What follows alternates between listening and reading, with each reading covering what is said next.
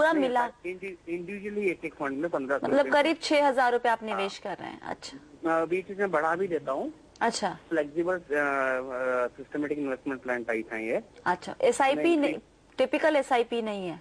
नहीं, typical SIP नहीं है, मिनिमम 1500 है, उसमें बीच बीच में बढ़ा देता हूँ। अच्छा, अच्छा, जैसा भी मेरी पॉकेट अलाउ करती है तो अकॉर्डिंगली मैं इंक्रीज कर लेता हूँ अकाउंट। मिनिमम 1500 रुपीज इंडिविजुअली मैं इन्वेस्ट करता हूँ। बहुत बढ़िया। तो क्या ये ठीक है? और बेसिकली गोल तो वेल्थ जनरेशन है, बच्चे के लिए पढ़ाई है, मैरिज है, अपने लिए। आपने टाइम फ्रेम फिगर आउट कर लिया है, लेकिन आप कितनी रकम की जरूरत होगी आई थिंक अभी तक आपने वो नहीं फिगर आउट किया है। मैम क्लियरली गोल्स नहीं बनाए हैं। नहीं बनाए, ठीक है, कोई बात नहीं, हम आपके लिए कोशिश करते हैं। आपका एक गोल, आपके जो गोल्स हैं आपने, क्योंकि टाइम बताया है 16 साल में बच्चे की पढ़ाई, शादी और रिटायरमेंट करीब 30 साल आप लेके चल रहे हैं, तो कितनी रकम की जरूरत होगी हम वो भी एक निकालने की कोशिश करेंगे।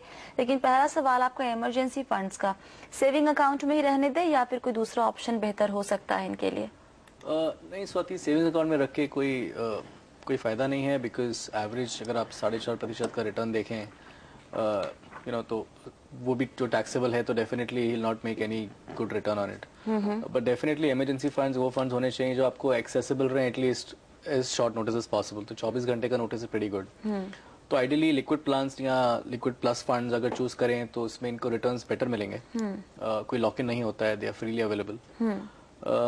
तो कोई भी फंड का वो चूज करें। जनरली लिक्विड फंड्स के रिटर्न्स काफी सिमिलर होते हैं बिकॉज ये कॉल मनी प्राइमरीली में इन्वेस्ट करते हैं जी। तो अगर आप HDFC लिक्विड फंड लें या कैश मैनेजमेंट फंड लें या टाटा ट्रेजरी एडवांटेज फंड लें या बिरला सन लाइफ कैश मैनेजर फंड लें, ये कोई भी फंड लें, करंट अभी करीबन 7-7.5% का रिटर्न आ रहा है। बट उसको मूव नहीं करें वहां से, उसी में रहने दें। वो कह रहे थे कि कुछ ग्रोथ में डालूं, तो ग्रोथ नहीं लें, इसको ऐसी इमरजेंसी फंड्स की तरह ही ट्रेड करें।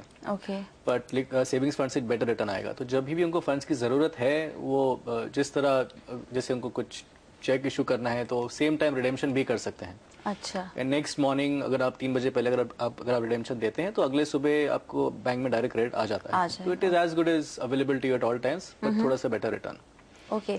तो इसमें जब आप निवेश करते हैं किसी भी लिक्विड फंड में, तो आप एक फिक्स टाइम फ्रेम के लिए करते हैं या फिर आप उसे अपनी मर्जी से, जब जैसे कि नॉर्मली आप SIP करते हैं तो आपने एक रफ आइडिया रखा है कि 10 साल, तो अगर 10 साल के पहले निकाल लो या फिर अगर 1 साल रखा है लिक्विड फंड में और पहले निकाल लो, तो क्या कुछ इस पे एग्जिट लोड वगैरह भी लगता है? नहीं Swati, the whole purpose of liquid fund यही है कि आपको पता नहीं कि आपको फंड की जरूरत कब पड़ेगी। ओके। तो जनरली जैसे इन्होंने कहा इमरजेंसी फंड्स हैं या जो कॉर्पोरेट्स होते हैं अपने फंड्स उसमें पार्क करते हैं क्योंकि उनको पता नहीं कब फंड्स की जरूरत पड़ जाए जी। इसमें कुछ एंट्री लोड नहीं है, वो तो वैसे भी नहीं है, बट एग्जिट लोड भी नहीं है। कुछ फंड्स में 1-2 दिन का एग्जिट लोड होता है, जैसे टाटा ट्रेजरी एडवांटेज फंड में है, बट विच इज नेग्लिजिबल, वो आप चेक कर सकते हैं। तो कोई एग्जिट लोड नहीं है, तो naturally it makes more sense to put it there than the savings fund. और इसमें कोई मैच्योरिटी नहीं होती है, ओपन एंडेड है, आप किसी भी दिन इन्वेस्ट कर सकते हैं, किसी भी दिन एग्जिट कर सकते हैं। सिर्फ ये अगर आप फ्राइडे को अगर आप एग्जिट करेंगे रिडीम तो आपको क्रेडिट मंडे को आएगा। ओके। बट अगर मंडे टू फ्राइडे आप कोई भी दिन के पहले 3 बजे के पहले करेंगे तो नेक्स्ट डे मॉर्निंग क्रेडिट आ जाता है। एक जो होता है अल्ट्रा शॉर्ट टर्म फंड, ये और लिक्विड फंड दोनों में डिफरेंस क्या होता है? देखिए पोर्टफोलियोज अलग होते हैं। तो जनरली जो प्योर लिक्विड फंड्स होते हैं जो प्राइमरीली कॉल मनी में इन्वेस्ट करते हैं, उनकी बहुत शॉर्ट मेच्योरिटी होती है जो फंड की इंटरनल होती है, इसलिए वो फंड्स लिक्विड अवेलेबल रहते हैं। Call money is overnight lending, जो bank to bank overnight lending होती है। अल्ट्रा शॉर्ट टर्म फंड या शॉर्ट टर्म फंड जैसे कैटेगरी है, इसमें जो फंड्स इंटरनली पोर्टफोलियो बनाते हैं वो स्लाइटली लॉन्गर पीरियड के लिए होता है। अच्छा। हो सकता है 6 मंथ्स का पीरियड हो या एवरेज मेच्योरिटी 9 मंथ्स की हो। तो जनरली वो 3 महीने या 6 महीने एग्जिट लोड भी होता है। पर अगर आप श्योर नहीं है अपने पीरियड के लिए, वो ये प्योरली इमरजेंसी ही है जैसे इनकी केस है, तो आपको लिक्विड फंड्स में ही रहना चाहिए। अगर आपको पता है कि मुझे 6 महीने की जरूरत नहीं पड़ेगी, तो आप कोई ultra short term fund choose कर सकते हैं जिसका एग्जिट लोड 6 महीने बाद हो। Okay, alright. तक हो एंड सो ऑन। क्विकली इनके अगर पोर्टफोलियो पर नजर डाले तो कुछ बदलाव करने की जरूरत है क्या? 2 चीजें स्वाति, इनके पास 6 स्कीम्स हैं, तो मुझे जरूरत नहीं लगती कितनी स्कीम्स होनी चाहिए। अगर ये खेरी कैन रोबेको इक्विटी डाइवर्सिफाइड फंड को स्टॉप करके DSP ब्लैक टॉप 100 में कंटिन्यू करें तो कैटेगरी सिमिलर हैं, तो जरूरत नहीं है कि वो 2 स्कीम्स रखें जी। हो सके तो एक गोल्ड फंड ऐड कर लें पोर्टफोलियो में, अप टू 10% ऑफ इस पोर्टफोलियो। ओके। इन्होंने बताया नहीं है कि इनकी रिक्वायरमेंट कितनी रहेगी, पर मैं अज्यूम कर रहा हूँ कि उन्हें 10 लाख रुपए की रफली जरूरत पड़ेगी करीबन 16 साल बाद बच्चे की पढ़ाई के लिए, 25 लाख की 21 साल बाद उसी की शादी के लिए, और हो सकता है 50 लाख की जरूरत पड़े रिटायरमेंट पे जी। तो अगर ये 8,000 रुपए पर मंथ इन्वेस्ट करें, जो कर रहे हैं उससे ज्यादा ही कर रहे हैं जी, तो इनके सारे गोल्स बहुत कंफर्टेबली अचीव हो सकते हैं। ऑलराइट। और इन्हीं फंड्स में ऐड करें जब वो कर रहे हैं, नए फंड्स की जरूरत नहीं है। ओके, तो पोर्टफोलियो को और बड़ा करने की जरूरत अभी एकदम ही नहीं है। चलिए, वक्त यहाँ पे एक छोटे से ब्रेक का। ब्रेक के बाद कुछ और सवाल लेंगे, जवाब देने की कोशिश हम जरूर करेंगे। आप सभी बने रहिए CNBC आवाज के साथ।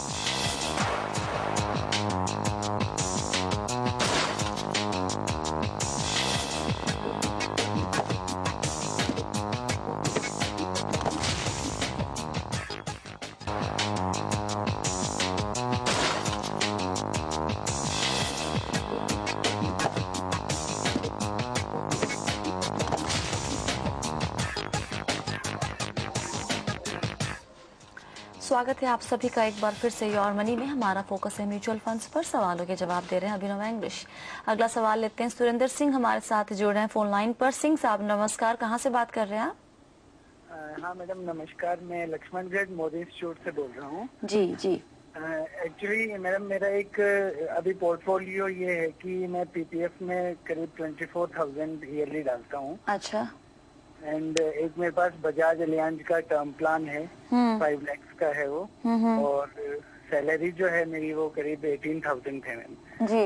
तो मेरा बेसिकली क्वेश्चन ये है कि ये जो नेशनल पेंशन स्कीम है इसके अंदर मैं रिटायरमेंट के पर्पज से कुछ डालना चाहता हूँ, या फिर NPS में जाऊं, या फिर मैं म्यूचुअल फंड में कुछ। और म्यूचुअल फंड में आपकी चॉइस सिर्फ SBI की ही है, उसके अलावा आप कहीं और नहीं चाहते निवेश करना? हाँ जी मैम, सिर्फ मेरा मोटिव ये है कि SBI में कुछ 10 या 15 इयर्स के लिए मैं कुछ अमाउंट जो मेरे पास भी पड़ा है, ले सकते हैं कि 50,000 अमाउंट मेरे पास पड़ा है, तो वो मैं 15 इयर्स के लिए SBI के किसी म्यूचुअल फंड में डाल दूं। आपकी उम्र क्या है सुरेंद्र जी?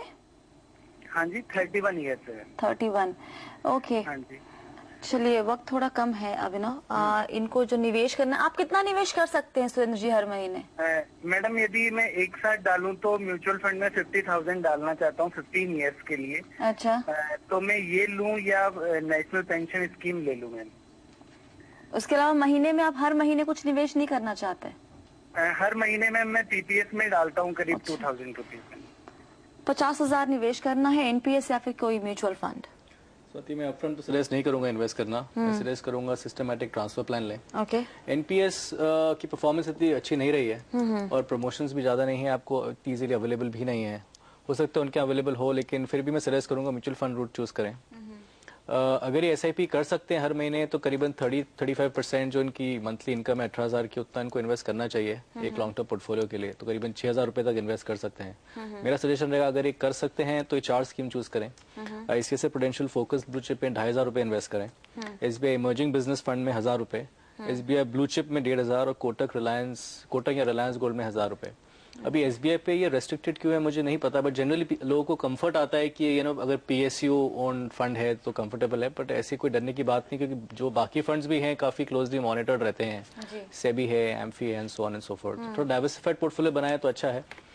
और अगर फिर भी अपफ्रंट करना चाहते हैं तो STP चूज करें SIP के बजाय, जो सिस्टमैटिक ट्रांसफर प्लान होता है। सिमिलर लॉजिक से चलता है, लिक्विड फंड से इक्विटीज में हर महीने इनके फंड्स आएंगे, जो अमाउंट चूज करना चाहें कर सकते हैं। ओके। और सुरेंद्र जी, आपके पास जो बजाज अलियांज का टर्म केयर प्लान है वो ऐसा प्लान है जहां पर आपको मैच्योरिटी के बाद पैसे वापस मिलेंगे, और इस फीचर की वजह से आपसे काफी ज्यादा प्रीमियम लिया जा रहा है।